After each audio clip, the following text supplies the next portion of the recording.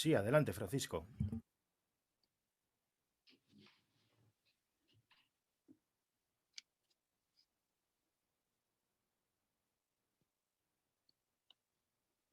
Hola, buenas tardes. Supongo que me oís, Fran, ¿me oyes? Buenas tardes a todos y bienvenidos a esta formación que hemos realizado. Yo me llamo Beatriz Duplá, soy ginecóloga y soy la cabeza visible, nunca mejor dicho, aunque en este momento no me veo. No sé si me veis en la pantalla, yo no veo aquí mi vídeo. ¿Me veis? Ricardo, Francisco, ¿me Sí, veis? te vemos, Beatriz. Yo Te no- vemos, te vemos. Ah, vale, yo no me veo. Bueno, nada, no pasa nada. Eh, muchas gracias. Soy la cabeza visible porque pertenezco a la nueva junta directiva de la Asociación de Ginecología del Principado de Asturias. Somos un equipo de 8 personas que hemos intentado, como primer acto de nuestra junta directiva, organizar esta formación para todos vosotros, para todos los profesionales de la sanidad que atienden mujeres. Creemos que este es es una formación muy interesante para que podamos luego informar a las mujeres en los periodos críticos de su vida, tanto en el embarazo como en la lactancia, como durante el tratamiento oncológico o incluso durante el periodo en que las adolescentes necesitan la vacuna del virus del papiloma. Estemos actualizados en este tema de la infección COVID y sobre todo en cuanto a la vacunación, que es un tema que muchas mujeres nos preguntan. Para ello tenemos un grupo de expertos muy destacados. Supongo que es por eso que hay tantas personas que se han apuntado, se han inscrito en esta webinar, más de 350 personas se han inscrito a esta formación.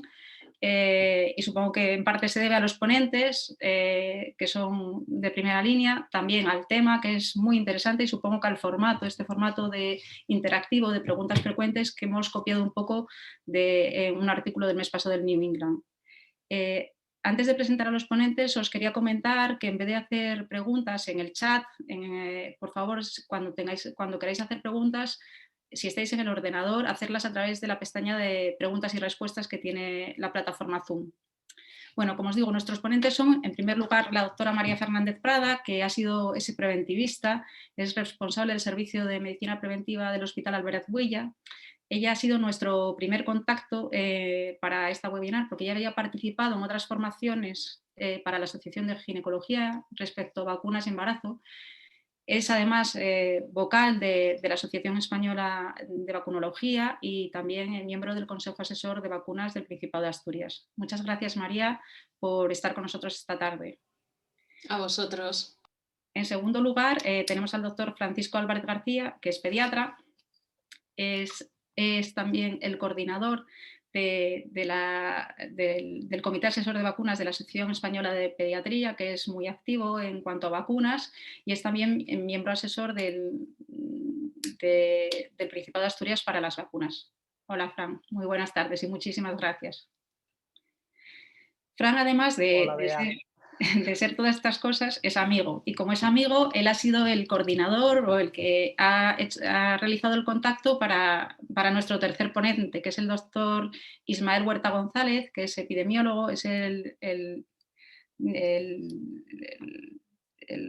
jefe de servicio de vigilancia epidemiológica, es que es muy largo el título, jefe de servicio de vigilancia epidemiológica de la Consejería de Salud, es también miembro asesor del Comité de Vacunas de Asturias y además es el coordinador de la campaña de vacunas COVID de Asturias. Y por tanto yo creo que la persona más ocupada en Asturias en este momento. Muchísimas gracias, Ismael, por este rato estar con nosotros esta tarde.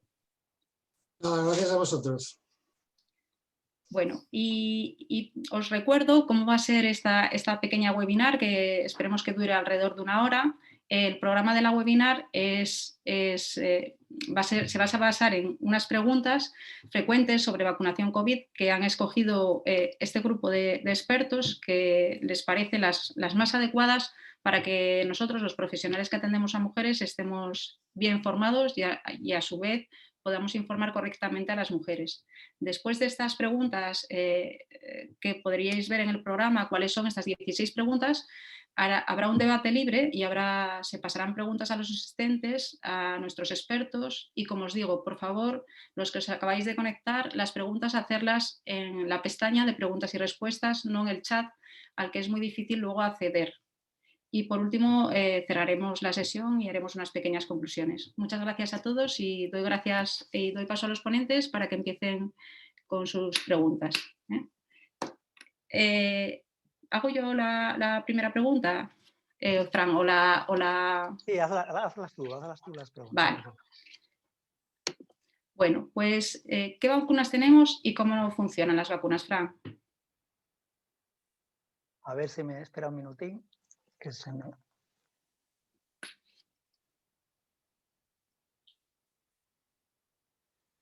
Bueno, ¿qué tal? Pues sí, soy amigo de Bea y estoy encantado de participar y además estoy encantado de participar siempre que se hable de vacunas, así que no me voy a enrollar mucho porque como tenemos poco tiempo y lo más interesante son las preguntas que podéis hacer al final del debate, pues vamos a ir, ¿no? Ya sabéis que estamos en la tercera ola, que nos indican que tenemos que hacer distanciamiento social, mascarilla, lavado de manos, distancia de 2 metros, etcétera, que la otra opción sería el confinamiento domiciliario, de momento solo el cierre perimetral, que no sé si vale para mucho o no, pero es lo que nos indican, y que no tenemos tratamiento para esta pandemia, no hay un tratamiento para el virus, ¿no? Con lo cual nos quedan las vacunas. Y os quería contar muy rápidamente cómo son las vacunas del coronavirus. Este es el bichito, el virus que nos está ocupando y preocupando. Como veis, tiene una serie de proteínas, ¿no? Una dentro del núcleo y otras en el exterior, como la proteína S, que es en la que se basan sobre todo todas las vacunas, ¿no? Esta es la proteína S, como veis ahí. El enlace al que se une es el enlace de la enzima convertidora de angiotensina 2. Veis ahí al virus, veis cómo se une con ese receptor. Y cuando entra dentro de la célula, estas imágenes son del país, que tiene unas imágenes muy bonitas de todo lo que es el coronavirus, pues el ARN entra, habla con los ribosomas, estos lo que hacen es producir mucho ARN, muchas proteínas, al final se ensamblan, producen un montón de virus que lisan la célula y salen al exterior para poder entrar en otras células, ¿no? Bueno, pues nuestro sistema inmunitario lo que hace es, a través de las células presentadoras de antígeno, recoger ese virus, que ellas mismas pueden destruir al virus, pero lo recogen, le informan a los linfocitos T y estos pueden actuar por sí mismos, convirtiéndose en linfocitos killer o linfocitos citotóxicos y destruir a la célula, o pueden transformar el linfocito B en plasmocitos y producir anticuerpos, que estos se van a unir al virus y van a intentar destruirlo, ¿no?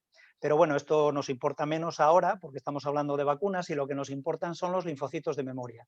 Todo esto va a quedar reflejado en esos linfocitos T y linfocitos B de memoria que hacen que si metemos una vacuna, que es un trocito de ese virus, estos linfocitos vamos a tenerlos en el cuerpo y cuando entre el virus salvaje van a activarse rápidamente con mucha mayor intensidad y por tanto van a poder destruir al virus. Entonces, vacunas frente al coronavirus, tenemos las vacunas habituales, como se utilizaban antes las vacunas, de virus muertos, de virus vivos, de proteínas, de partículas semejantes al virus, como por ejemplo la vacuna del papiloma, pero también ha habido plataformas nuevas de producción de vacunas, que son las que precisamente ahora tenemos en el mercado, ¿no? Las de vector viral, las de ARN. Bueno, rápidamente, vacunas de virus enteros, como por ejemplo podría ser la vacuna de la hepatitis A, pues tenéis todos estos proyectos, ¿no? Os señalo en azul, en recuadrito azul, la de Valneva, que como veis todavía está un poco atrasada en fase 1 y 2, porque como luego contará Ismael, son las que ha llegado a un acuerdo la Unión Europea con los laboratorios para poder suministrarlas, ¿no?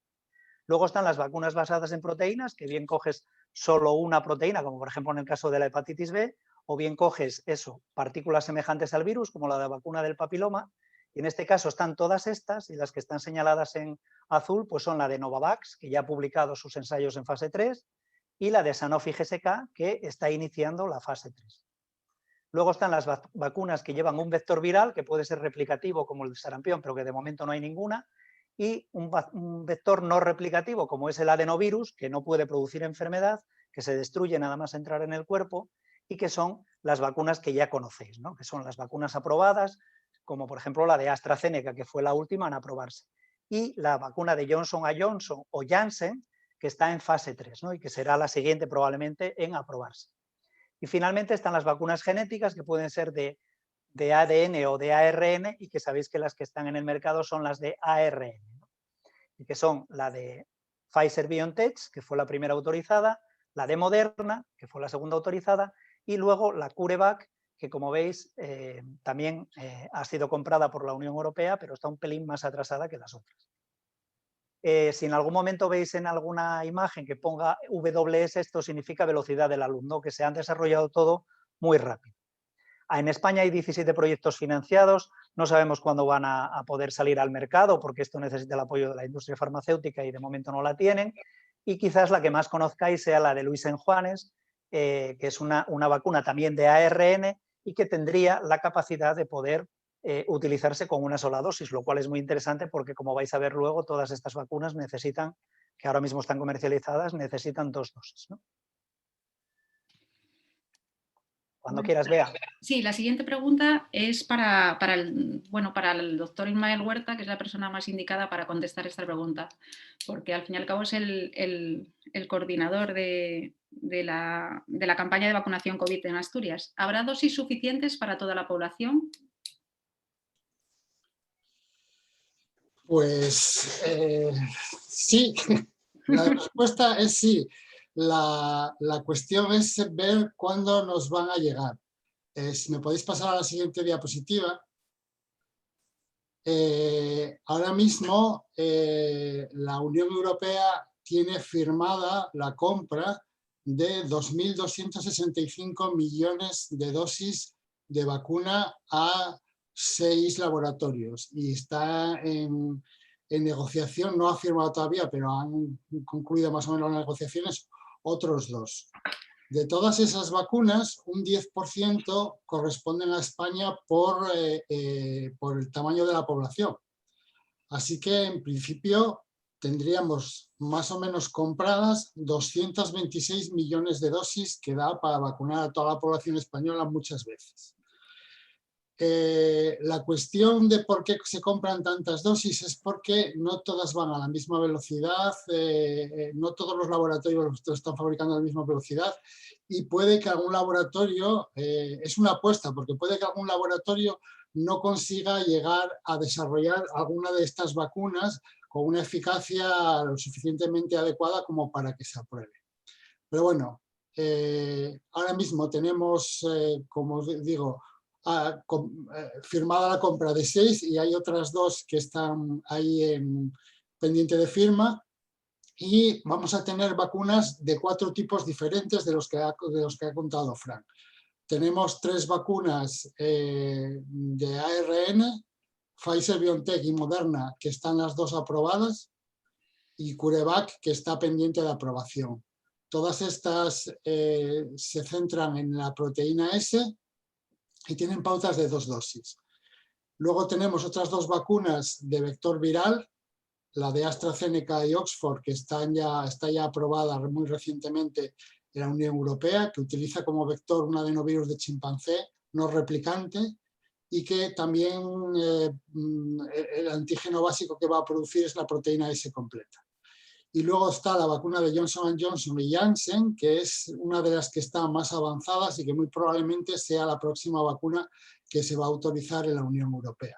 Este utiliza como vector viral otro tipo de adenovirus, un adenovirus 26 humano también no replicante y la base también es proteína S.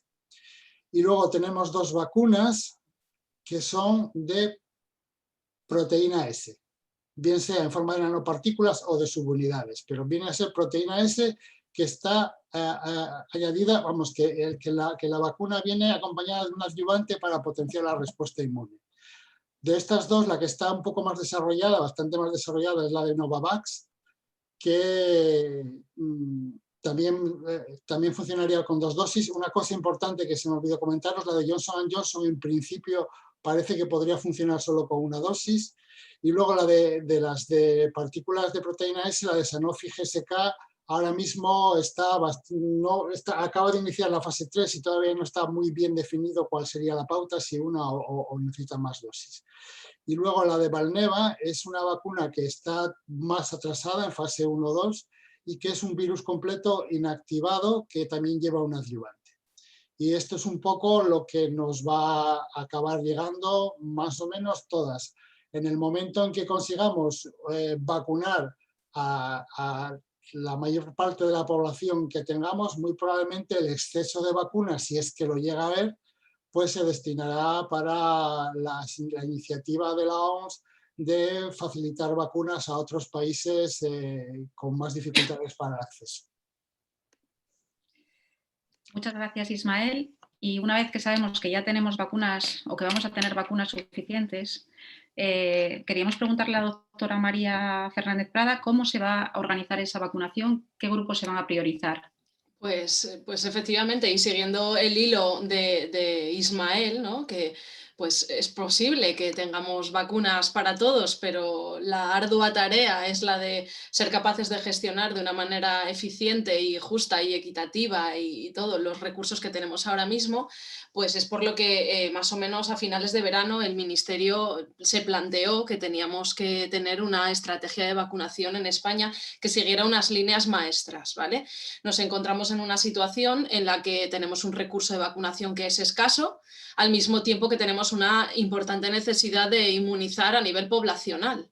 Sabemos que las vacunas, tal y como ha ido explicando Ismael, pues irán llegando por fases, ¿no? Tenemos una primera fase, una primera etapa donde el suministro inicial es limitado y, por tanto, vamos a tener que gestionar de una manera eficiente las vacunas, y luego tendremos otra etapa, lo veis ahí en la diapositiva, pues en rojo, el suministro inicial muy limitado, la segunda etapa en naranja, un incremento progresivo del número de vacunas que permitirá ir aumentando el número de personas a vacunar, y por último en verde, pues que será cuando podamos tener a libre disposición y de manera asequible y fácil vacunas para todos, ¿no? Pero claro, estamos en una situación de pandemia, estamos en una situación donde hay necesidades importantes de inmunización a grupos de riesgo, a grupos en los que principalmente la pandemia se está cobrando muchas vidas y muchas complicaciones y muchísimo impacto desde el punto de vista sanitario, y tenemos que trabajar con las herramientas que tenemos y con unos criterios técnicos y también con unos criterios éticos, ¿vale?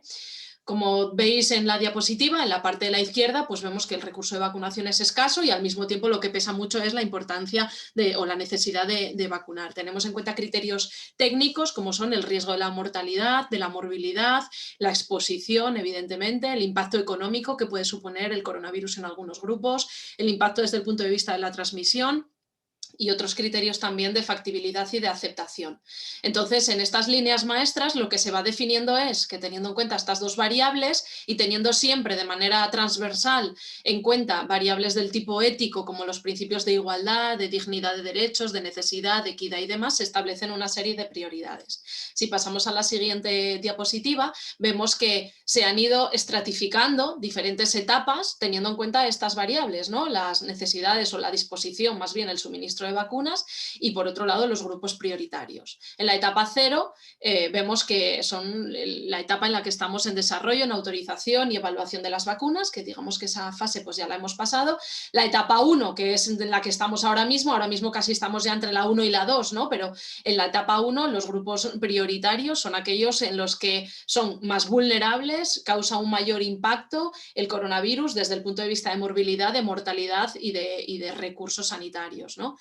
Así pues, todos sabéis que el grupo prioritario de vacunación, y que en Asturias está prácticamente terminado, por no decir al 99,99%, son los grupos de residentes y personal de centros sociosanitarios. También el personal sanitario de primera línea, los que han estado y están más expuestos al coronavirus por el perfil de pacientes que atienden y por los lugares o los puestos que ocupan, y también los grandes dependientes, ¿no? Personas que tienen un nivel de dependencia avanzado o elevado y demás.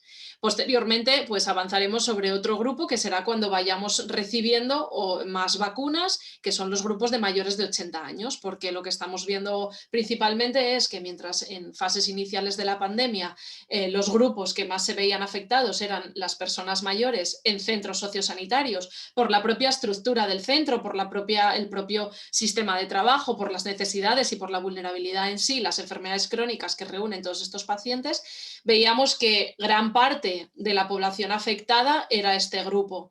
Bueno, pues el siguiente grupo más afectado desde el punto de vista de fallecimientos y de complicaciones, pues son las personas que cumplen esas mismas edades pero que no están institucionalizadas, ¿no? Y así sucesivamente. Según vayamos cumpliendo diferentes etapas es cuando se van desbloqueando las etapas siguientes. En la página web del Ministerio disponéis de un informe periódico, la última actualización fue el día 8 de febrero, relacionado con la gestión integral de las vacunas frente a coronavirus, ¿no? Y las dosis globales que se han repartido por las comunidades autónomas, las dosis que se han administrado y cuál es la situación de cada comunidad autónoma, ¿no? Vemos que Asturias, pues la estrategia de vacunación, con el esfuerzo de todos, está funcionando de una manera bastante eficiente y optimizamos mucho los recursos y vacuna que llega, pues vacuna que se pone. Este informe, como digo, lo tenéis disponible periódicamente en la página web del Ministerio y creo que es interesante que lo tengáis a mano o que sepáis dónde está para que podáis ir siguiendo el curso y los avances de la campaña de vacunación.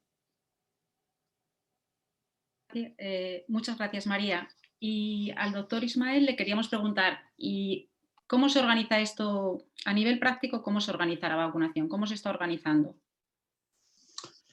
Bueno, pues la vacunación la tenemos que organizar básicamente en función, por un lado, de cómo son las vacunas de que disponemos, básicamente las pautas de vacunación que necesitamos de esta vacuna y qué vacunas tenemos en cada momento.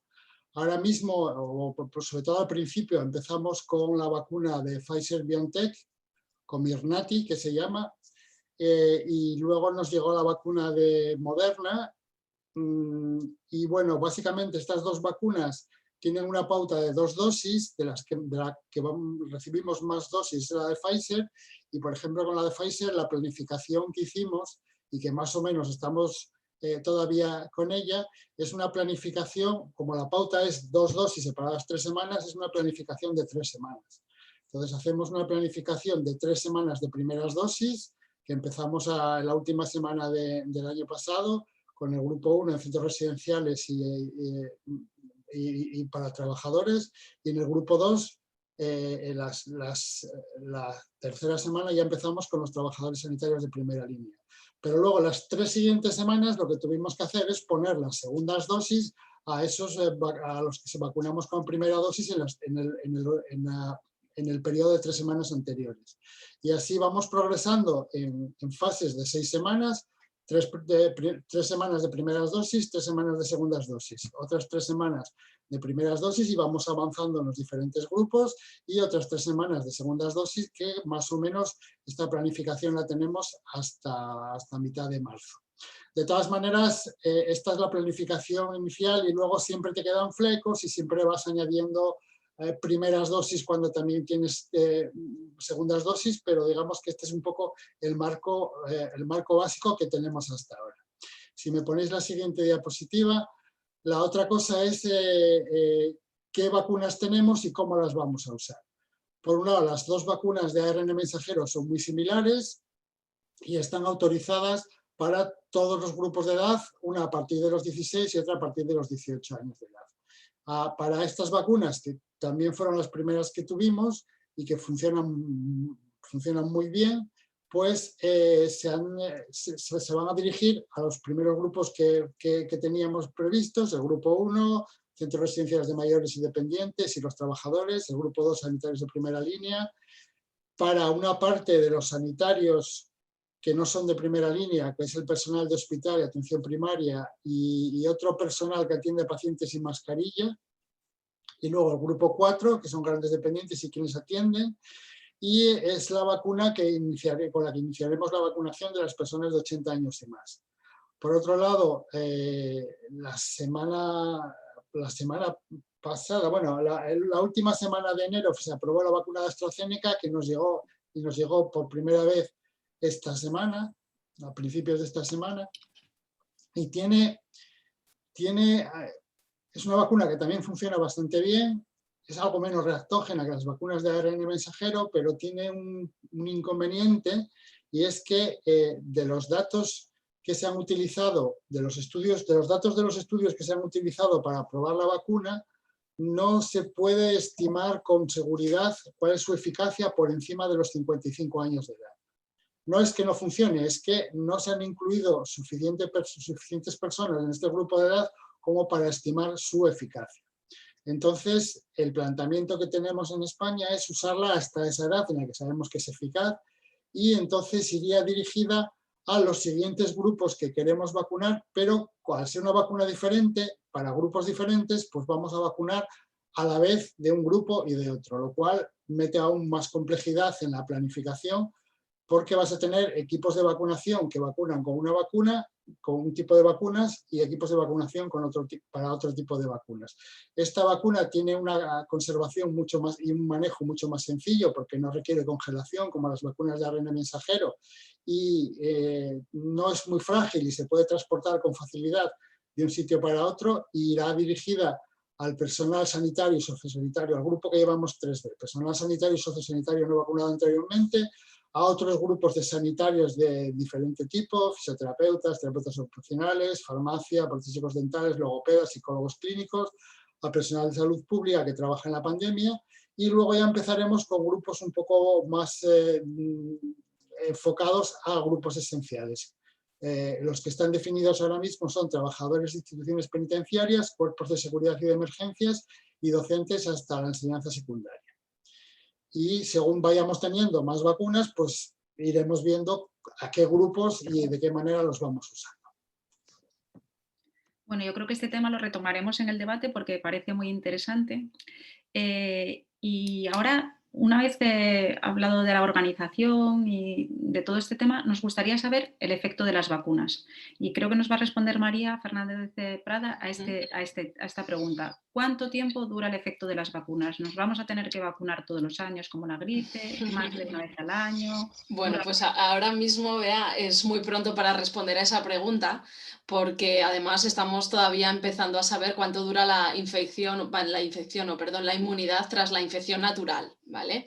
Hoy por hoy tenemos publicado un artículo en Science, una publicación muy reciente, que nos habla sobre la memoria inmunológica tras haber pasado la infección natural, y dice que puede llegar hasta durar entre 6 y 8 meses, ¿vale? Concretamente el artículo habla de que lo han medido y en hasta 8 meses puede durar esta memoria. Fijaos en el infográfico que pone el artículo y que pongo yo aquí en la derecha, y vemos cómo la población inmune a 1 mes y la población inmune a 6 meses, ¿vale? Y estas son pues lo que se va estimando. Los colores lo que representan pues son las inmunoglobulinas G, va representando las células B, va representando los CD4, los CD8 y la IgA, ¿vale? Entonces vemos cómo la proporción de pacientes inmunes tras haber cursado la infección por vía natural a partir de 1 mes después de esa infección, pues es mayor que cuando va cursando o que han pasado ya esos 6 meses, 8 meses, ¿vale? Es pronto para saber todavía cuándo va a durar esa inmunidad generada por las vacunas. Lo que sí sabemos, y pasamos a la siguiente diapositiva, es que en un artículo también publicado hace 3 días en New England, que habla sobre la respuesta inmune que puede tener la vacuna de ARN mensajero de Moderna, ¿vale? Es el único, es una carta, es una correspondencia, tampoco ofrecen unos datos muy floridos, pero sí dice que hasta 119 días después de recibir la segunda dosis de la vacuna se puede estimar que puede durar esa respuesta inmune. No tenemos datos suficientes, lo que no quiere decir que sea algo negativo, ¿vale? Ni positivo, es algo que tenemos que seguir explorando, evidentemente, que es una herramienta que necesitamos pues a corto y a medio plazo, que parece que va a responder perfectamente a nuestras expectativas, pero ante esa pregunta que me haces de si vamos a tener que vacunarnos todos los años, si se va a tener que modificar la vacuna por las variantes y preguntas que tenemos todos, pues todavía no podemos responder con los datos que tenemos ahora mismo. Se va generando evidencia, pero claro, la evidencia también necesita que lleve tiempo, ¿no? Y la variable tiempo no la podemos controlar. Bueno, y dentro de esta misma línea, aunque ya nos han contado que la mayoría de las vacunas necesitan 2 dosis al inicio y solo una de las vacunas que creo que todavía no está aprobada necesita una sola dosis, lo mismo, ¿se van a necesitar dosis adicionales? ¿Qué tipo de personas? Esta pregunta yo creo que nos la iba a responder... La respondo yo. Sí, Fran. Bueno, pues tenemos 3 vacunas ahora mismo, ¿no? Tenemos la vacuna de Pfizer, que tiene un nombre así que es muy fácil de recordar, Comirnaty, veis que está el RNA en medio. La pauta de vacunación, como decís, son 2 dosis de una cantidad que no es la habitual en las vacunas, que suele ser 0,5, son 0,3 mililitros y separadas por 3 semanas, ¿no? El intervalo mínimo son 19 días, es decir, que si se aplica el 19, 20 o 21 vale, si se aplica el 18 no, y habría que repetirla. Todas son bien intramuscular, se puede aplicar a partir de los 16 años y no son intercambiables, en principio.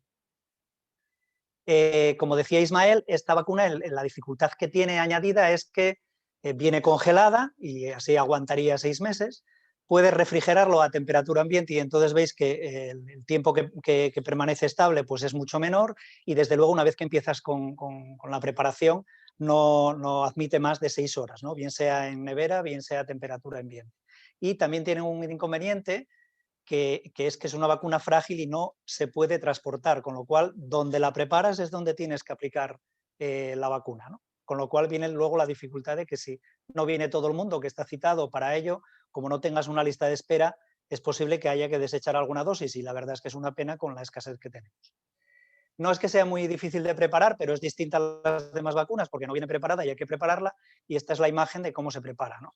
Hay que moverla durante 10 veces, hay que meter suero fisiológico, 1,8 mililitros, luego hay que sacar 1,8 mililitros de aire, luego hay que volver a moverla 10 veces y a partir de ahí ya podíamos empezar a extraer las dosis, ¿no? En principio había 5 dosis, aunque sobraba, siempre había un remanente, y ahora la ficha técnica ya dice que se pueden extraer 6 dosis siempre que las jeringuillas sean las adecuadas y no tengan espacio muerto y por tanto no tengamos que al final conseguir sacar solamente 5 dosis. La vacuna de Moderna, que se llama así, no tiene otro nombre específico, se llama vacuna de COVID-19 Moderna, pues también son 2 dosis, en este caso de la dosis habitual que se ponen las vacunas, que son 0,5 mililitros, separadas por 4 semanas, y el intervalo mínimo son 25 días. También se aplica por vía intramuscular, pero esta se aplica a partir de los 18 años y tampoco en principio es intercambiable. En el caso de esta vacuna también viene congelada, como veis ahí en una temperatura menor,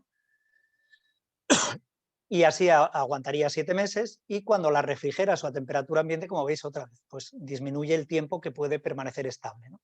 Y una vez que empiezas a prepararla, pues estamos igual que en el otro caso, ¿no? Serían 6 horas también. En este caso no hay que andar moviéndola hacia arriba y hacia abajo, sino que hay que agitarla como si la estuvieras masajeando, ¿no? Tampoco te dicen cuántas veces, o sea que simplemente es para mezclar bien la vacuna. También hay que prepararla en el mismo sitio y de ahí no se puede extraer. Y luego este movimiento de meneo, pues hay que hacerlo en cada una de las dosis. En este caso es un vial que viene con 10 dosis y en principio, si tienes las jeringuillas y las agujas adecuadas, vas a conseguir extraer esas 10 dosis. Y finalmente, ahora mismo, como dice Ismael, acaba de llegar esta semana la vacuna de AstraZeneca, que también se llama vacuna de la COVID-19 AstraZeneca. Y en este caso son 2 dosis, también de 0,5 mililitros, como la cantidad habitual en las vacunas, y te dicen que puede estar separado entre 4 y 12 semanas. Luego Ismael os va a contar que su eficacia, que en principio planteaba dudas, pues porque era más o menos el 60% y demás. Se ha visto que cuando se prolonga la administración de la segunda dosis hasta la 12ª semana, pues entonces se incrementa la eficacia, ¿no? Luego os lo contará Ismael. Entonces, ahora aquí en Asturias lo que se va a hacer cuando se aplique esta vacuna es aplicarla la segunda dosis a los 3 meses de la primera. El intervalo mínimo para que la dosis pudiera ser válida es de 21 días, también es por vía intramuscular, también es a partir de 18 años y no es intercambiable. En el caso de la conservación, como decía Ismael, esta es una vacuna pues al uso, ¿no? De las que se conserva en frío, entre 2 y 8 grados y como veis son 6 meses. Cuando extraes la primera dosis, si la conservas en frío, puede utilizarse durante las 48 horas siguientes. Sin embargo, si es a temperatura ambiente, solamente en las 6 horas. Y en este caso, esta vacuna viene con viales que pueden extraerse 4 dosis o 8 dosis o 10 dosis, ¿no? Es decir, que viene con 4 mililitros o 5 mililitros. En este caso aquí no hay ni que agitar, ni precisa dilución, ni nada de nada. También se tiene que preparar en el punto de vacunación y, como veis, pues son también 0,5 mililitros y en este caso es una vacuna al uso, ¿no? No es, aunque sea multidosis, que habitualmente todas las vacunas que tenemos para aplicar a niños o adultos en las neveras de los centros de salud o de los hospitales, pues son monodosis y es mucho más fácil. En este caso es multidosis y hay que extraerlo con la asepsia adecuada y esta vacuna tiene esa ventaja, ¿no? De que solamente hay que conservarla en frío. Bueno, y la siguiente pregunta es para el doctor Ismael Huerta. Las vacunas, por lo que hemos leído, se han probado para disminuir la enfermedad y sobre todo la enfermedad grave, pero yo creo que no se están, sobre todo las vacunas de RNA mensajero, pero no está probado mediante pruebas PCR que sirvan para disminuir los casos asintomáticos o disminuir la transmisión. ¿No es así? Bueno, no se sabe muy bien todavía. Es bastante temprano como para saberlo. Lo que sí sabemos es que las vacunas tienen una eficacia muy alta para prevenir infección con síntomas. Y hay que tener en cuenta que la infección con síntomas es probablemente la mayor fuente posible de contagio. Por ejemplo, la vacuna de Comirnaty tiene una eficacia para todas las edades del 95%, que se mantiene más o menos parecido en mayores y en personas de riesgo, e incluso lo que se ha visto es que después de la primera dosis y hasta que se recibe la segunda dosis, nos empieza a dar ya algo de protección. Con lo cual, con esta eficacia, aunque no podamos evitar todos los casos asintomáticos, la proporción de casos que va a haber es mucho más baja y por tanto la capacidad de transmisión más baja. Si ponemos la siguiente, estos son un poco los datos que tenemos de la vacuna de Moderna, que tiene una eficacia relativamente parecida, el 94% para todas las edades, el 95% de 18 a 64, baja un poquito en mayores de 64 y es del 90% en grupos de riesgo, sigue teniendo un poco lo mismo. También empieza a proteger desde al cabo de 10, 12 días o 14 días de la primera dosis, pero en esta, tanto como con la otra, no se consigue la protección óptima hasta que se aplica la segunda dosis. Y si me pones la siguiente, con la vacuna de AstraZeneca, lo que sí que se ha visto es que su eficacia está muy asociada a la pauta de vacunación, a la separación entre la primera y la segunda dosis, de manera que si esa separación es de al menos 12 semanas, la eficacia llega hasta el 82%. Cuando se separa menos, la eficacia es más baja. Entonces ahí sí que es una de las cosas fundamentales de esta vacuna, es asegurar esa separación adecuada. Pero ya con la primera dosis y al cabo de los 22 días, si me vuelves a la de atrás, al cabo de los 22 días y hasta 90 días, hasta esas 12 semanas, nos asegura una protección solo la primera dosis de un 76%. Y luego, pasa a la siguiente, lo poco que sabemos ya en vida real, esto es un estudio que se ha hecho en Israel y que mide un poco la carga viral tras la primera dosis. La carga viral, aunque no está totalmente estudiado, pero claramente está asociado a la capacidad de transmisión. Si tienes mayor carga viral en tu nasofaringe, vas a tener muchas más probabilidades de contagiar que si tienes una carga viral baja. En este gráfico lo que se representa es lo que se llama el umbral de ciclo, la CT.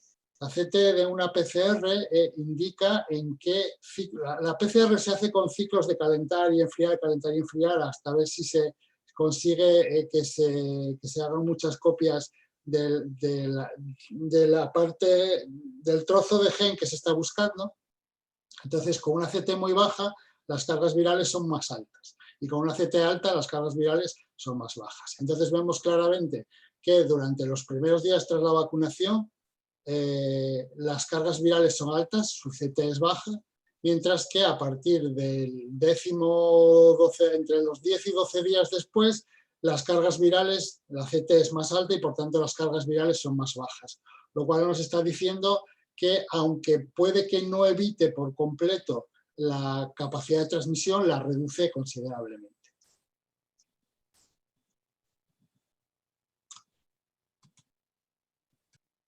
Muchas gracias, Ismael.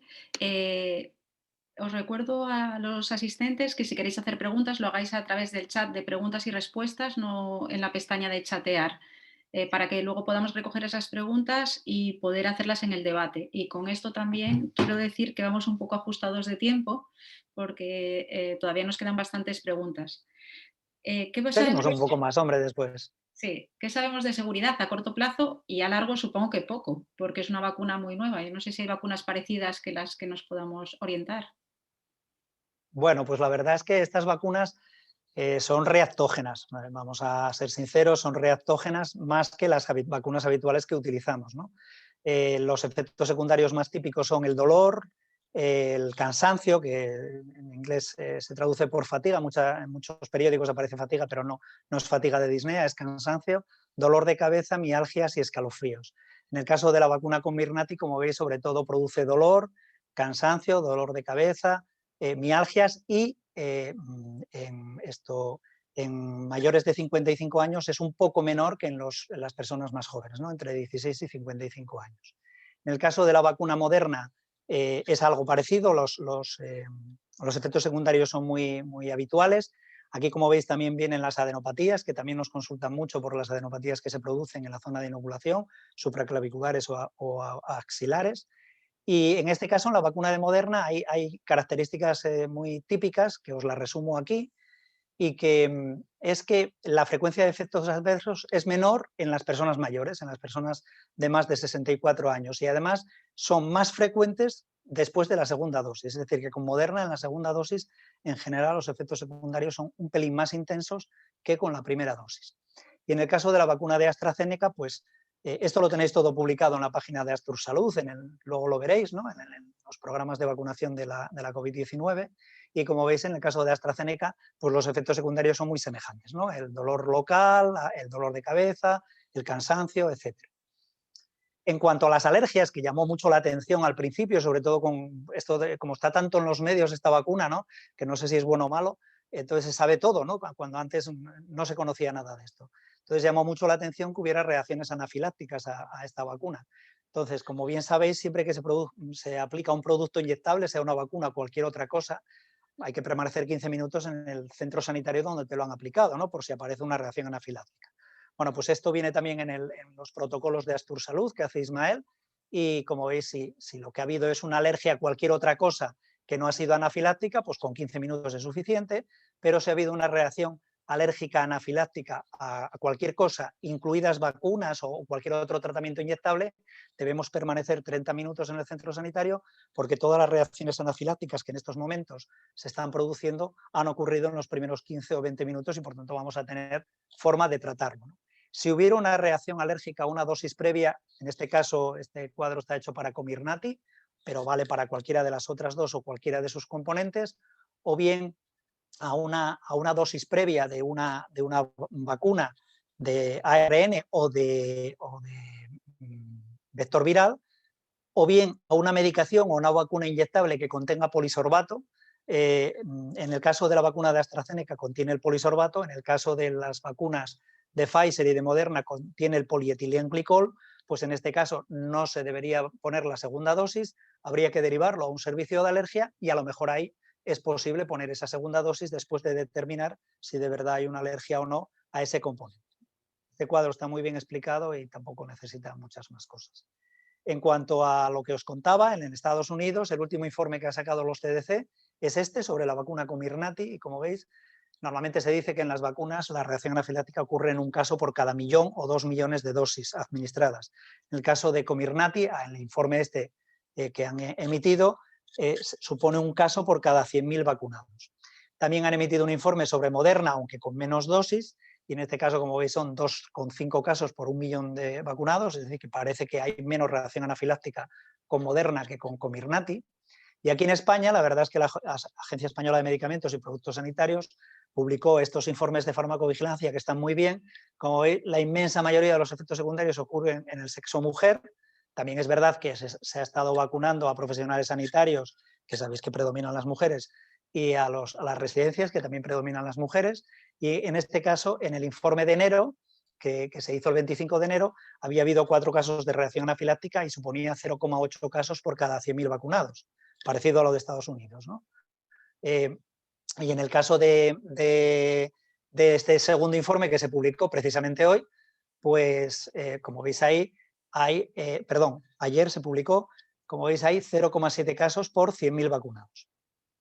O sea que sí que produce efectos secundarios que son los habituales de las vacunas, pero que en este caso también hay reacciones anafilácticas. De ahí la importancia de la espera en el centro sanitario 15 o 30 minutos, cuando se está hablando de vacunar en polideportivos, en estadios de fútbol, en cualquier sitio, ¿no? En un sitio grande, ¿no? Pues esto hay que tenerlo previsto para aplicar la vacuna en un sitio y que no puedan salir de ese sitio en esos 15 o 30 minutos.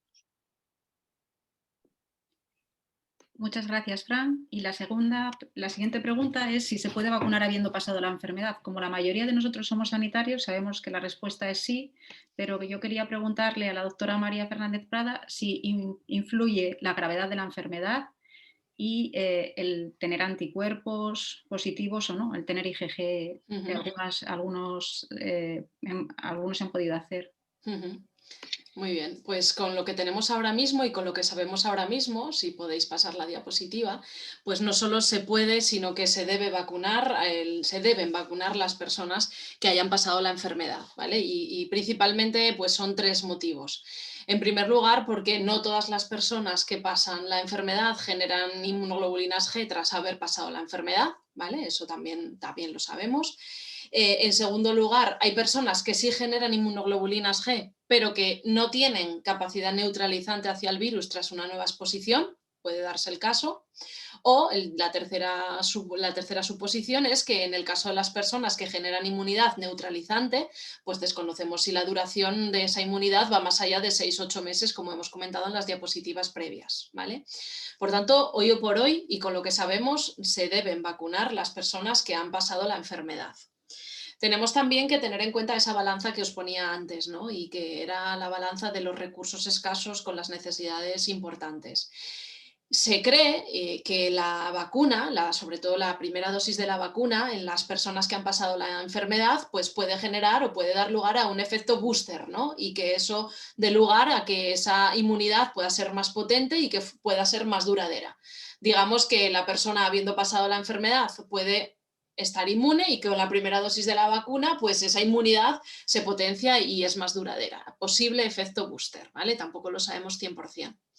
Lo que sí sabemos es que las personas que han pasado la enfermedad deben vacunarse, aunque según la actualización de la estrategia de vacunación que se ha publicado hoy, concretamente en la página web del Ministerio, sabemos que los menores de 55 años que no tienen condiciones de riesgo y que tienen antecedentes de tener la infección por coronavirus, independientemente de la gravedad e independientemente de si la han cursado con síntomas o sin síntomas, pueden posponer la vacunación hasta pasados 6 meses, teniendo en cuenta ese artículo que hemos mencionado, desde la fecha del diagnóstico, pues no porque no se tengan que vacunar, no porque sea una cuestión de seguridad, sino principalmente por una cuestión de optimización y priorización de las dosis, ¿vale?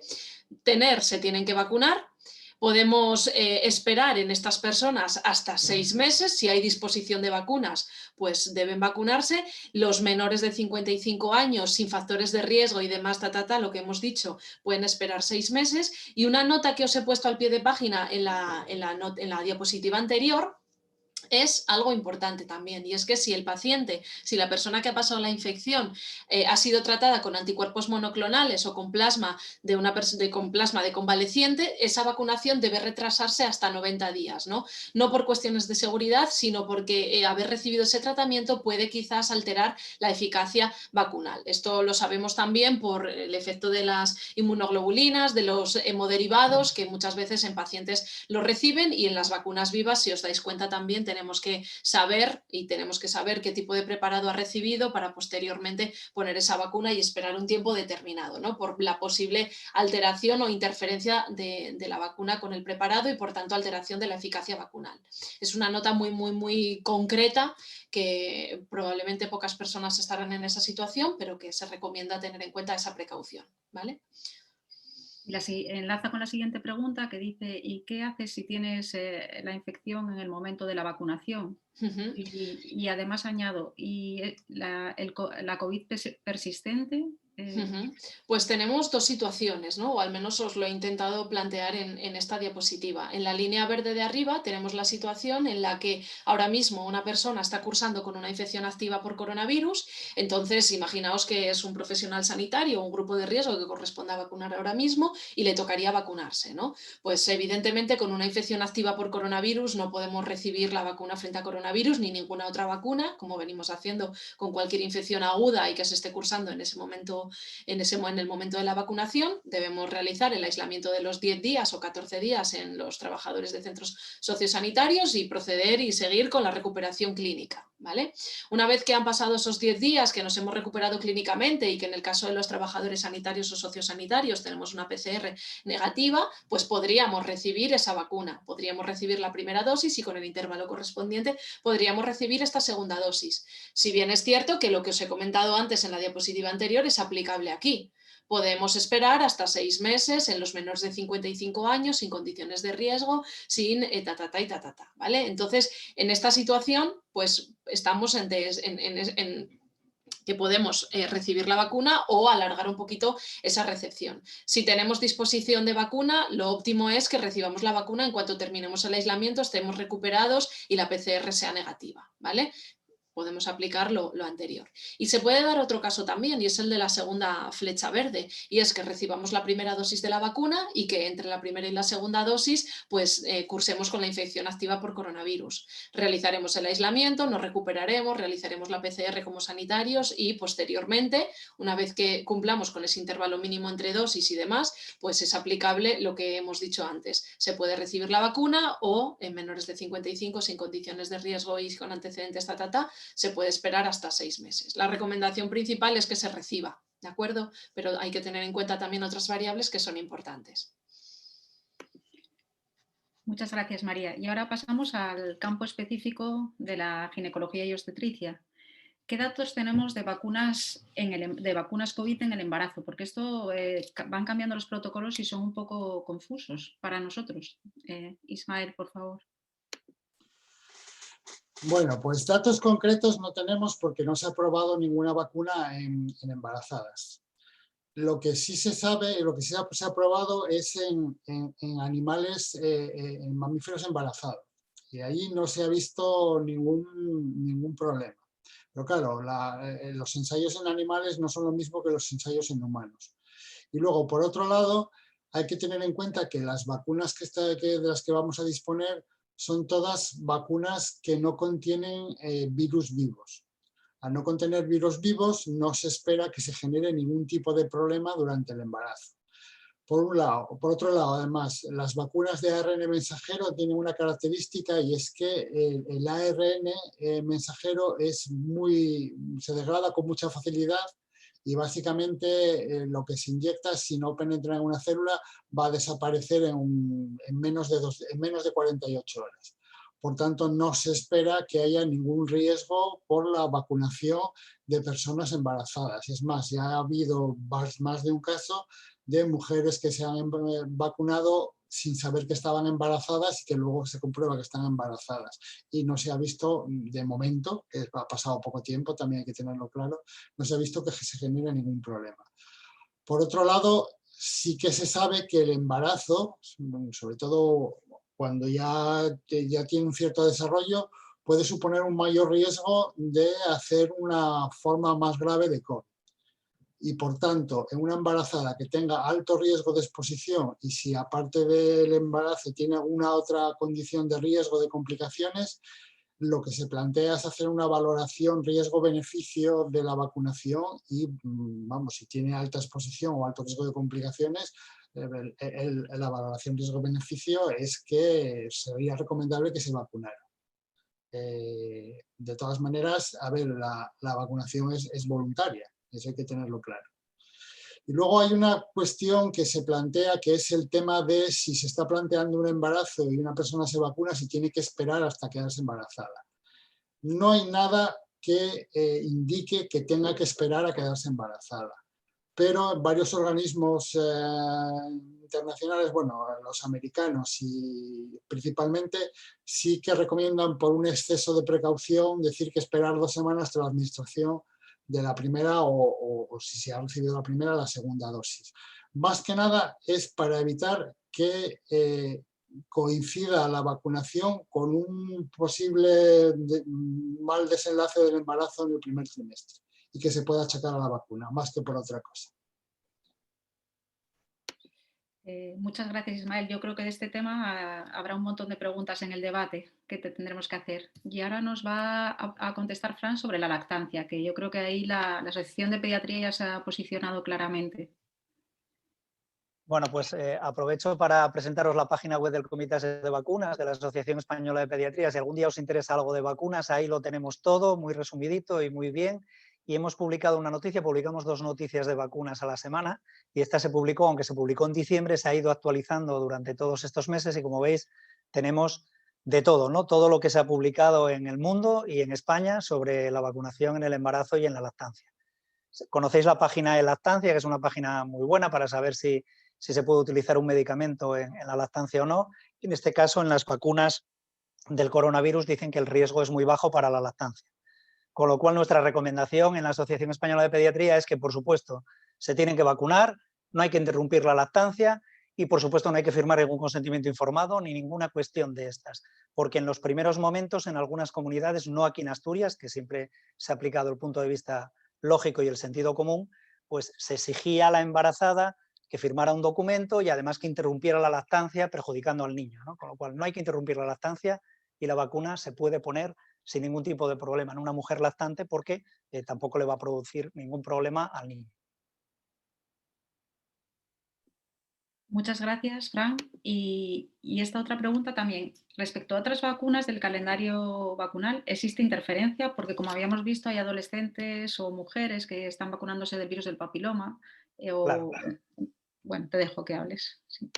Bueno, pues a ver, es una vacuna muerta o inactivada. En vacunología hay un axioma que dice que cualquier vacuna se puede aplicar en el mismo momento con la separación que se quiera, a excepción de las vacunas vivas parenterales, triple vírica, varicela, fiebre amarilla, que si no se aplican el mismo día se deben aplicar con una separación de 4 semanas, ¿no?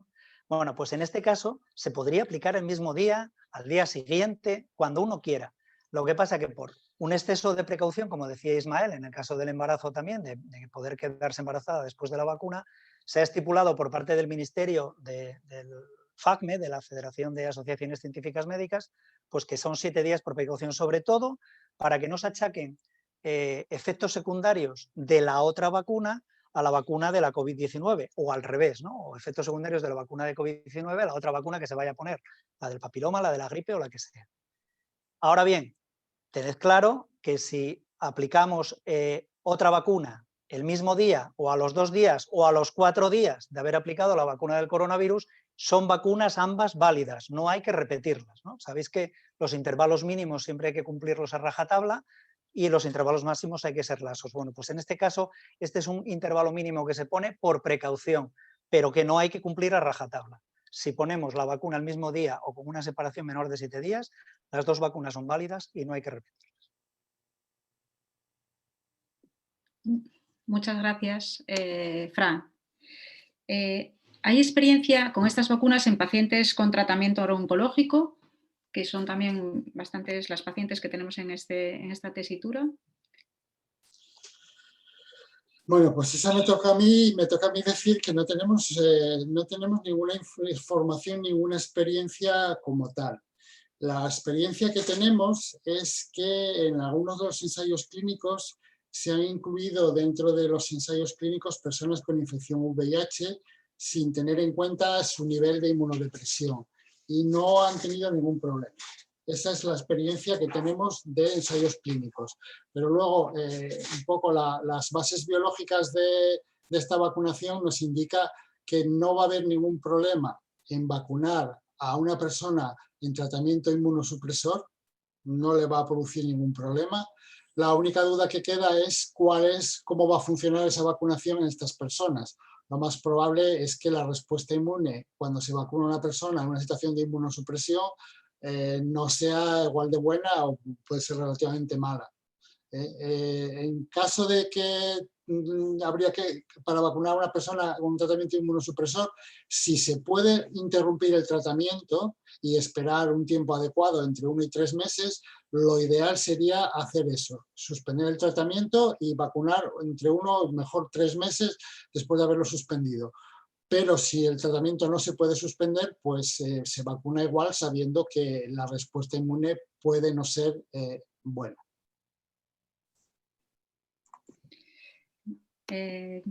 Gracias, Ismael. Yo creo que esta última pregunta, es para María. ¿Y en personas con tratamiento anticoagulante o anticoaguladas? Pues en estas personas lo mismo que valoramos otras vacunas, ¿no? He hecho este quesito porque me parece que se ve muy bien. Son 4 cosas las que tenemos que hacer: valorar, informar, adaptar y presionar, ¿no? Valorar los parámetros de coagulación, bien sean las plaquetas, el INR o cualquier otro parámetro, valorar que esté dentro de los parámetros más o menos normales o normales para ese paciente, ¿vale? Que esté estable, informar de la posible aparición de un hematoma en el lugar de inyección, adaptar quizá el uso de la aguja y poner una aguja fina de 0,5-0,6 milímetros, de 23G o de 25G, y esto que para mí es lo más importante de las 4 cosas, que es presionar en el lugar de la punción sin frotar durante 2 o 3 minutos de reloj. Y minutos de reloj son minutos de reloj, que 2 o 3 minutos se pueden hacer muy largos, pero es importante que el paciente haga presión sobre el lugar de inyección sin frotar durante esos 2 minutos, ¿vale? Son muchas las fichas técnicas que hacen mención a esto. En la gripe todos los años tenemos preguntas relacionadas con ¿y un paciente que está con Sintrón se le puede poner una intramuscular o la tengo que poner subcutánea o no se le puede poner la vacuna porque está con el Sintrón? Pues no, valorar, informar, adaptar y presionar. No podemos dejar de poner una vacuna a un paciente anticoagulado crónico por este motivo, ¿vale? Muchas gracias, María. Y ahora la última pregunta, que es la de... Ya estamos acabando. Sí. Sí, la de si se pueden vacunar niños y adolescentes. Y esta es Bueno, para pues a pesar de que yo soy pediatra, como bien sabéis, los niños y adolescentes en esta enfermedad son más bien víctimas que impulsores de esta enfermedad, ¿no? Como ocurre en la gripe, que son los que empiezan con la gripe y luego la transmiten a los adultos. En este caso, los niños son víctimas, siempre son contagiados por un adulto, y no son los más prioritarios en la vacunación del coronavirus. Además, sabéis que en los niños y adolescentes, cuando se adquiere la enfermedad, hay un riesgo bajo de enfermedad grave, lo cual no quita que algún niño ingresa en el hospital, que se complica, incluso que se puede morir, ¿no? Como el niño de 12 años de Gijón, de hace poco tiempo. Y en este caso, además, las vacunas, como veis, no están investigadas en menores de 16 o 18 años, dependiendo de la vacuna. Es verdad que ya algunas de las vacunas ya han introducido adolescentes entre 12 y 16 o 18 años en los ensayos, pero no tenemos los datos. Y los niños menores de 12 años va a ser difícil que puedan entrar en estos ensayos, con lo cual no van a ser el grupo prioritario y serán los últimos en vacunarse. Ahora bien, en los protocolos de Asturias y del Ministerio, en el caso de Asturias está bien especificado, se dice que aquellos niños que tengan una discapacidad neurológica grave y que estén institucionalizados, podría valorarse individualmente que el beneficio es mayor que el riesgo y por tanto podrían recibir la vacuna con el consentimiento de sus tutores o de sus padres. De hecho, en muchos sitios esto se limita a los mayores de 12 años, pero aquí en Asturias no se ha puesto edad. Piensa que esta vacuna también se podría aplicar a un niño de menor edad de 16, 18 o 12 años, si está en esta situación de discapacidad neurológica grave institucionalizada. Y como veis en los protocolos, eso sí, en los protocolos de Comirnaty y de Moderna, también viene esto que os he contado, ¿no? Veis que no pone una edad, no pone menores de 12 años ni nada de esto. ¿Dónde podéis consultar todo el tema del coronavirus, para que empecéis ahora a preguntar? Pues hombre, como os digo, en Astursalud, como veis, la página se actualiza periódicamente, ¿no? Esto está actualizado del 9 de febrero, en el cual está el protocolo de la vacuna AstraZeneca. Podéis consultar en el Ministerio, hay muchos sitios en el Ministerio para consultar de vacunas, pero este que pone estrategia de vacunación, como veis, esto es a fecha de hoy, pues ya llevamos casi 2,5 millones de dosis distribuidas y casi 1 millón de personas vacunadas con 2 dosis.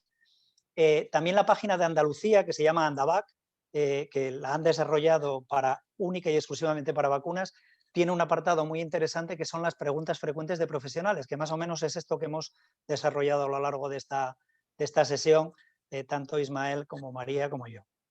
Y en el New England también ha salido este artículo en el cual vienen también las preguntas frecuentes sobre la COVID-19, que también os animo a leer porque las respuestas son las que os hemos dado y son también de mucho sentido común.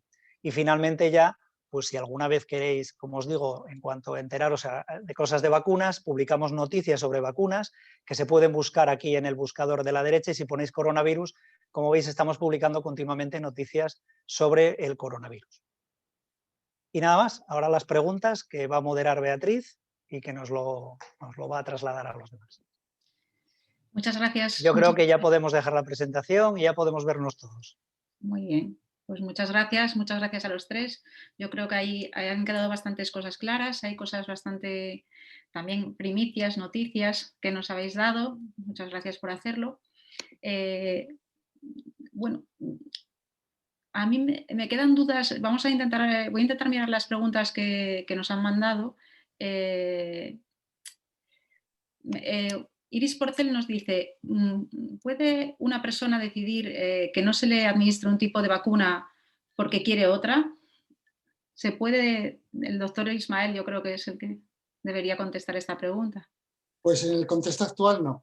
En el contexto actual te van a ofrecer la vacuna que te corresponda en base a los grupos en los que se están vacunando, porque son lo que hay y es que no tenemos más dosis. Y si no quiere recibir la vacuna que le toque, pues va a tener que esperar hasta que una nueva oportunidad pueda tener la vacuna que quiere, pero probablemente vayan a pasar meses antes de que tengamos suficiente cantidad de dosis como para que se pudiera optar. Entonces, ahora mismo la vacuna que le corresponde a cada grupo es la que se le va a ofrecer. Y no Eso es. Además, yo creo que es importante lo que acabas de decir, y es que están las vacunas definidas o al revés, los grupos están definidos de tal forma que le corresponde una vacuna concreta, ¿no? Entonces, es probable que el planteamiento que está ahora hecho es que cuando le vuelva a tocar vacunarse, le vuelva a tocar vacunarse con la misma vacuna, porque es la que está definida para su grupo, ¿no? Yo creo que no desconfiéis de la vacuna de AstraZeneca por todo lo que se ha publicado en todos los medios, porque los ingleses, que son como muy mirados para ellos mismos, la están poniendo en todas las edades. Bien, muchas gracias.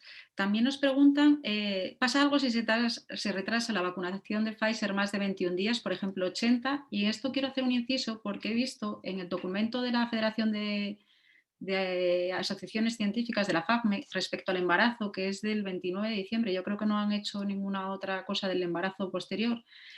Ahí pues nos han comentado lo que dice el doctor Ismael Huerta, que habría la posibilidad de vacunarse en el embarazo, que sobre todo en los embarazos de riesgo, que sería recomendable aunque no hay datos, pero por otro lado, en el mismo documento primero dicen que si una mujer se queda embarazada entre la primera y la segunda dosis, que sería mejor esperar a la segunda dosis al final del embarazo. Y no he visto yo estudios que... Sí. Eso es lo que pone. Si os dais cuenta, inicialmente cuando se publicó la primera ficha técnica, las primeras recomendaciones, se establecía que el intervalo óptimo era el de 21 días, ¿no? 0,21. Sin embargo, que podría ponerse la segunda dosis hasta 42 días.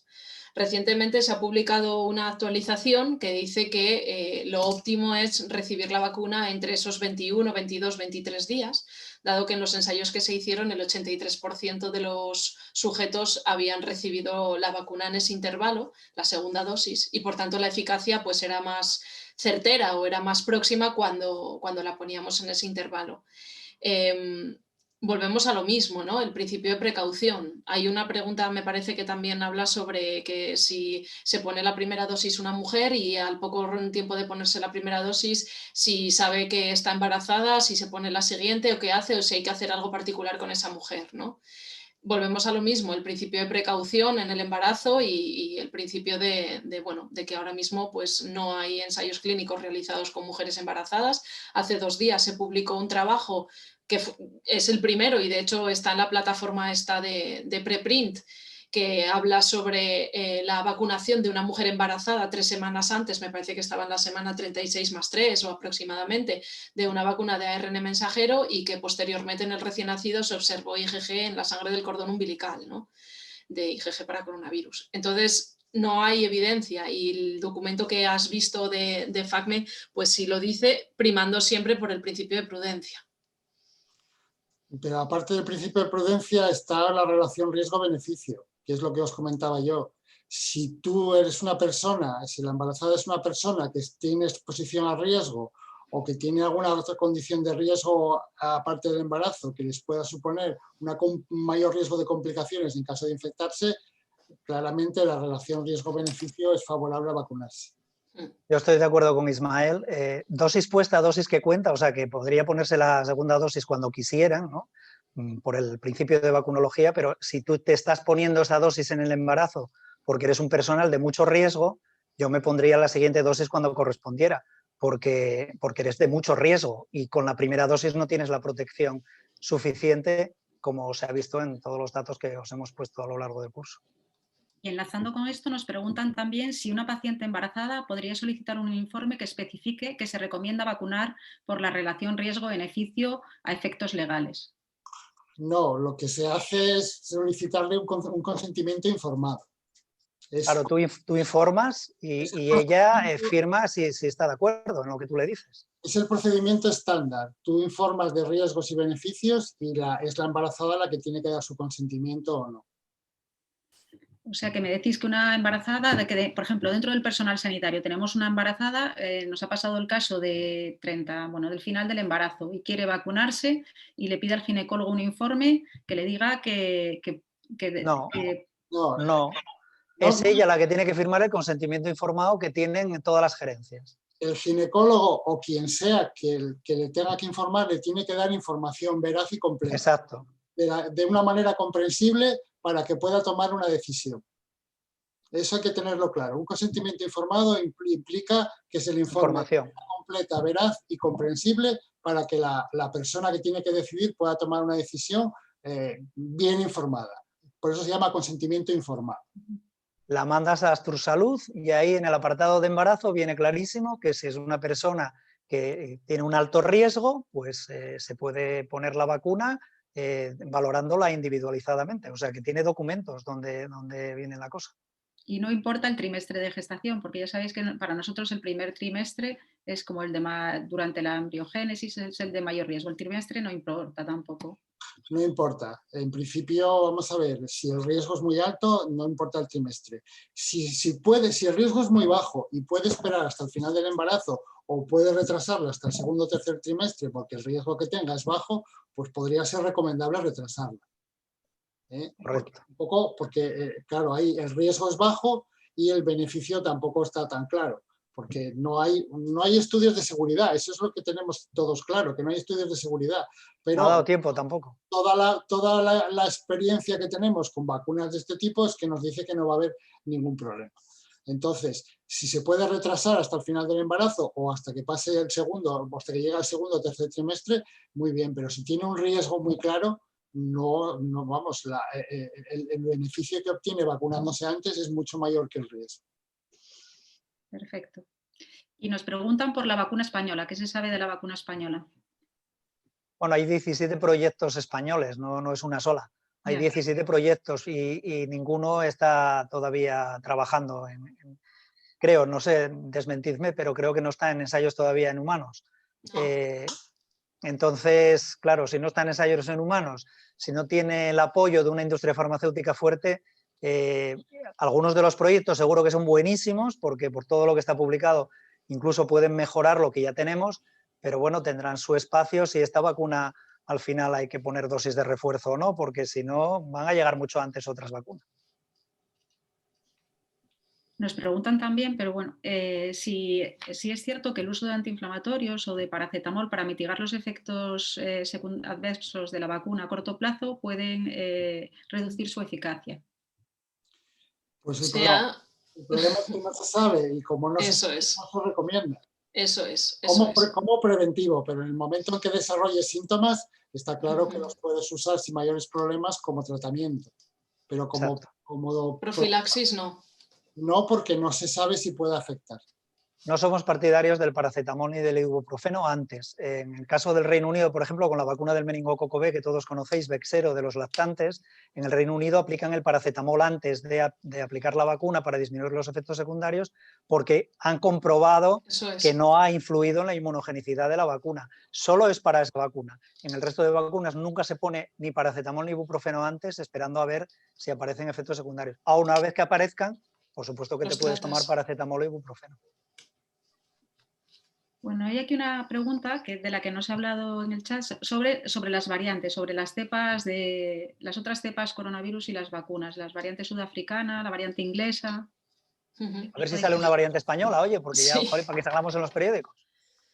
Con lo que sabemos hoy en día, no parece que debamos preocuparnos hoy por hoy mucho sobre este tema, ¿vale? Y a priori, pues sí que cubre, como dice la población o dicen los medios, sí que las vacunas que estamos administrando cubrirían estas variantes.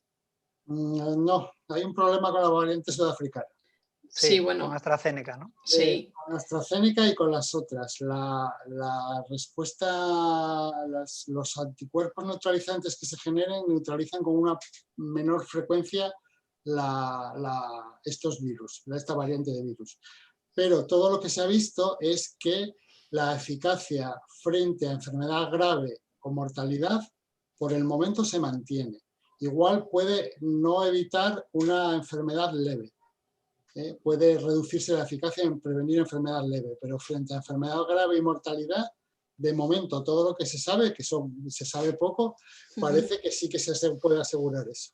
Claro, son estudios preliminares, ¿eh? Y sabéis que la medicina es un péndulo, o sea que igual que dice una cosa, luego a lo mejor sale otro estudio en el cual dice que no, que sí, que protege también de la leve, ¿no? Pero como dice Ismael, de la grave parece que protegen, o sea que de momento tranquilidad. Sí, en todo caso, lo que circula en España es la variante británica. La británica, de momento, se ha comprobado que todas las vacunas que tenemos funcionan bastante bien. Por último, respecto a las pacientes oncológicas que están en tratamiento oncológico en el momento de la vacunación, he entendido que era mejor en algún caso, o pacientes con tratamientos inmunosupresores, suspender el tratamiento temporalmente o valorar suspender el tratamiento temporalmente. Sí, siempre y cuando eso no suponga un empeoramiento clínico o ponga en entredicho el manejo del caso. Si por el manejo del caso o por la evolución clínica se puede suspender el tratamiento temporalmente, que tendrías que suspenderlo como mínimo un mes antes, poner las 2 dosis y esperar como mínimo otro mes después, y si se puede ampliar esos plazos mejor. Si hacer eso no supone ningún problema en el manejo clínico del caso, se podría suspender, la recomendación es suspenderlo. Pero si suspender el tratamiento implica empeoramiento clínico, implica problemas para el control de la enfermedad, pues entonces mejor no suspenderlo. En general esto lo vivimos también con otras vacunas, y los tratamientos inmunosupresores de pacientes que están con inmunomoduladores de enfermedades inflamatorias o de lo que corresponda, pues es difícil por el manejo del paciente retirar el fármaco para alcanzar la hipotética mejor eficacia o efectividad de la vacuna. Entonces se hace una valoración individualizada, pero en el fondo la estabilidad al paciente de su enfermedad se la está dando el tratamiento, y en la práctica es muy rara la ocasión en la que decidamos conjuntamente con el especialista correspondiente retirar el tratamiento para poner una vacuna. Siempre asumimos que es mejor vacunar estando con el tratamiento, aunque la eficacia sea un poquito más baja, que no vacunar o que correr el riesgo de que el paciente pueda tener un brote de su patología de base o que se pueda desestabilizar. Por ejemplo, con los tratamientos oncológicos, que a veces son de ciclos de 3 semanas y descansan una, o es una pastilla cada 21 días, días o algo, bueno, pautas que están un poquito estandarizadas. Si se puede, y lo intentamos hacer en la medida de las posibilidades, intentamos administrar esas vacunas pues en los 7 o 10 días previos a recibir ese tratamiento, ¿vale? Con el fin de quizás optimizar la eficacia, pero bueno, nunca vamos a conseguir una eficacia máxima en estos pacientes. Eso ya lo sabemos de base con todas las vacunas. Recordando siempre que en el tratamiento de inducción de la quimioterapia no se pone ninguna vacuna, nunca, ¿no? Porque puede producir alteraciones, con lo cual hay que esperar al mantenimiento para poder administrar cualquier vacuna, en este caso inactivada como son estas.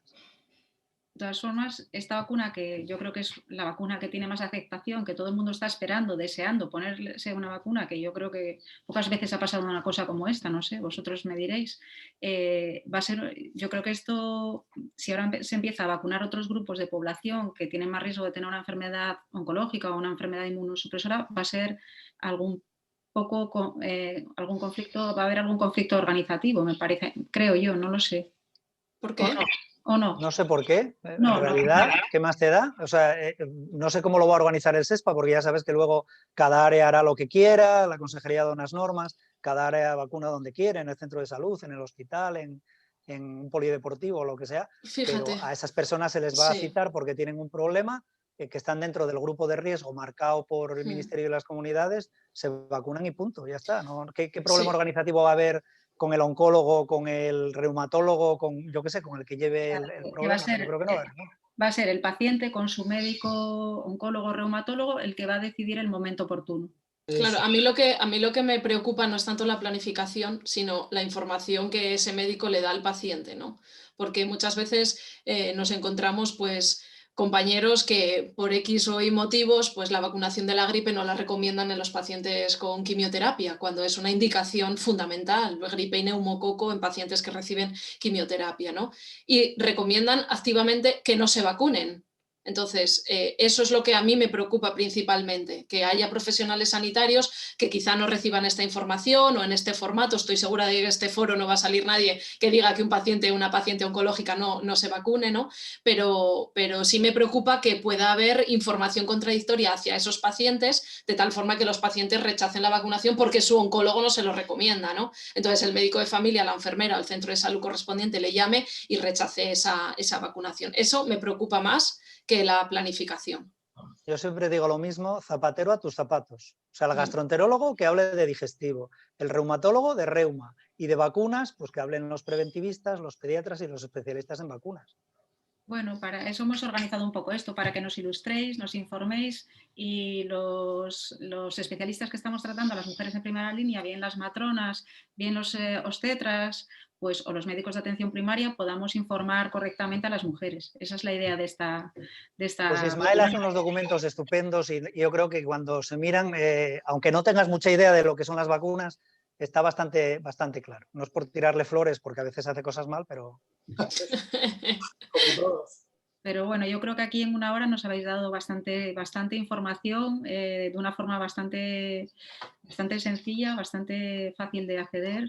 Y lo último que me gustaría preguntar es, de las preguntas del chat, no de lo que pregunté yo, es ¿qué va a pasar con aquellos pacientes que han perdido una vacuna, por lo que sea, por una enfermedad, que se han vacunado la primera dosis y han perdido la segunda, o incluso que han perdido personal sanitario que han perdido la primera dosis de la vacunación? ¿Cómo se rescata ese tipo de...? Hay que tener en cuenta una cosa, que cuando una indicación que se haya establecido, que si la persona pertenece a un grupo en el que está indicada la vacunación, esa indicación se va a mantener en el tiempo. Aunque hayamos acabado de vacunar ya a los sanitarios y queda algún sanitario por vacunar, en el momento en que pueda ponerse a vacunar, que se pueda vacunar y se pueda organizar la vacunación, se va a vacunar. Eso hay que tenerlo claro. Si tiene indicación, se va a vacunar aunque se retrase la vacunación por cualquier motivo. Eso es. Luego, eso pasa en los calendarios infantiles también. Claro, por ejemplo, el papiloma, que empezó con las nacidas en el 95, si en su día no quisieron ponerla, pues pueden ponerla gratuitamente, porque está dentro del calendario. hasta una Y edad. estamos haciendo repescas constantemente. Ahora mismo, aunque ya se esté vacunando al siguiente grupo, pues las personas que en el momento de la vacunación estaban con infección activa por coronavirus o porque tenían alguna contraindicación temporal o lo que fuera, no la recibieron, ahora mismo se están haciendo repescas constantes de los grupos con indicación. Bien, nos preguntan también muchos sanitarios que solo trabajan en la sanidad privada, ¿en qué momento se van a vacunar? He entendido al doctor Ismael Huerta que se van a vacunar en el siguiente grupo, ¿no? Sí, sí, está claro. A ver, lo que pasa que ahí hay un problema de poder llegar y acceder a todos los profesionales que trabajan en la privada.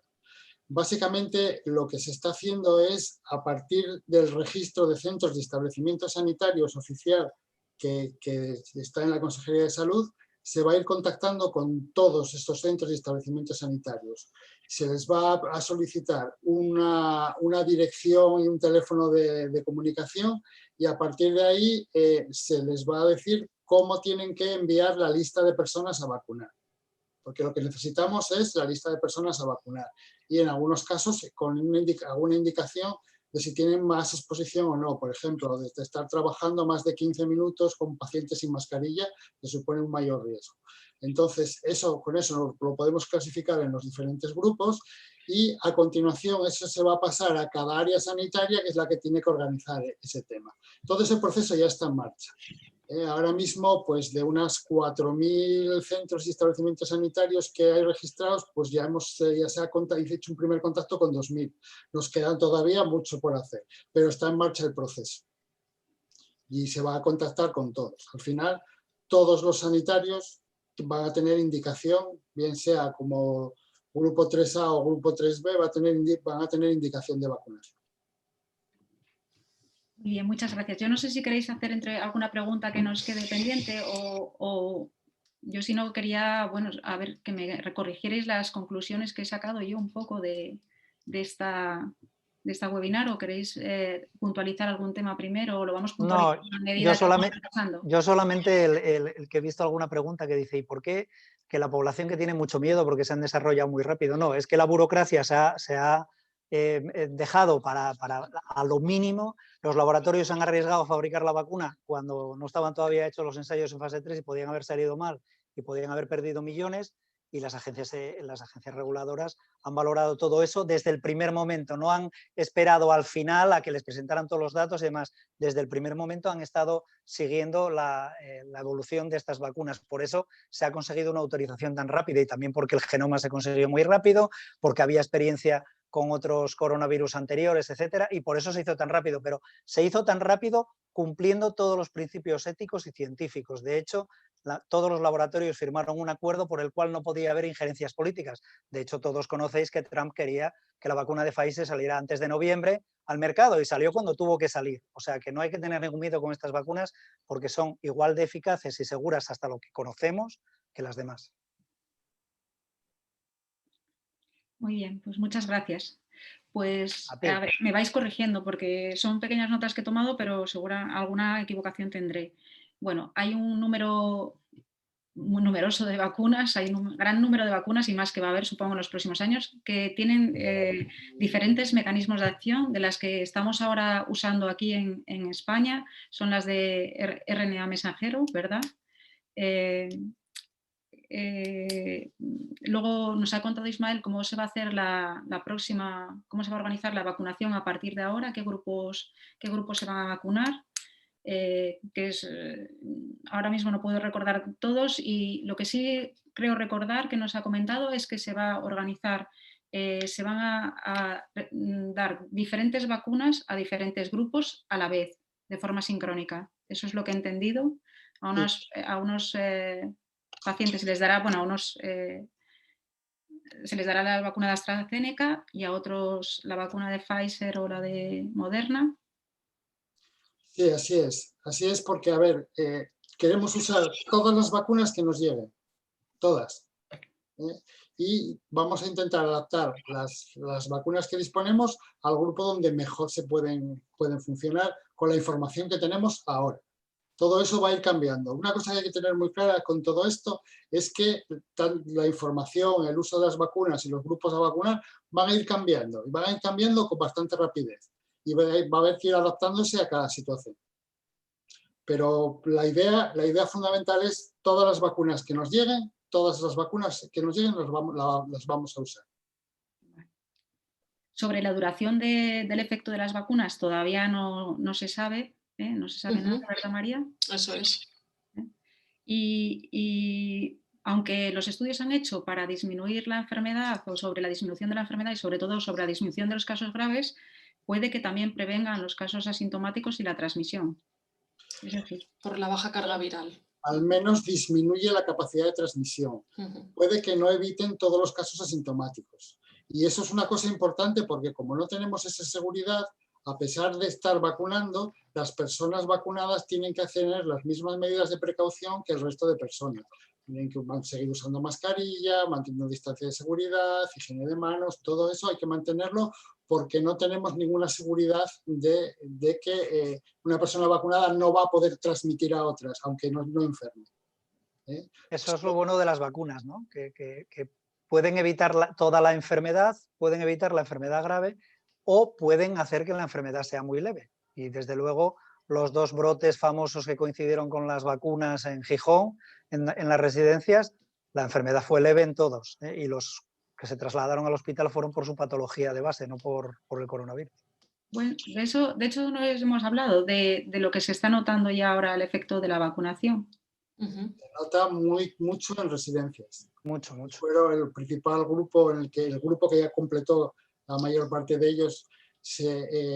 Ahora estamos viendo una bajada de la incidencia de casos, pero esa bajada de la incidencia de casos empezó en residencias mucho antes y no llegó a haber una cantidad de casos como hubo en la onda anterior, que sí que hubo un montón de casos en residencias. Esta vez no, vacunamos justo cuando estaba empezando a aumentar la incidencia y conseguimos parar muchos brotes. Hubo algunos brotes, pero muchos menos que los que hubo la onda anterior. O sea que sí que estamos notando el impacto en residencias, sí que se está notando el impacto.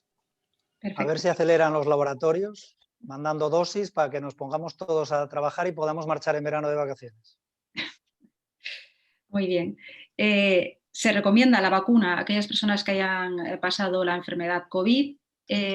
Si la han pasado recientemente, se recomienda que esperen a que la IgM sea negativa, ¿verdad?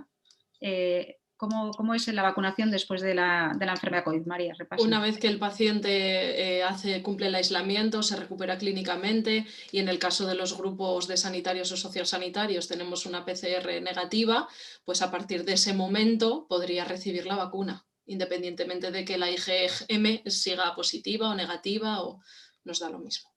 Vale, perfecto. Eso, que no hagan serologías para ello, que sigan el protocolo. Eso es, no se necesita. No se hacen el protocolo. Que ese concepto nos quede claro, no se deben hacer serologías. Exactamente, que gastamos mucho, a lo tonto. Perfecto. Y respecto al tema que nos importa, que es el tema de la mujer, pues en el embarazo, valorar riesgo-beneficio. Se podrían vacunar, aunque no hay estudios.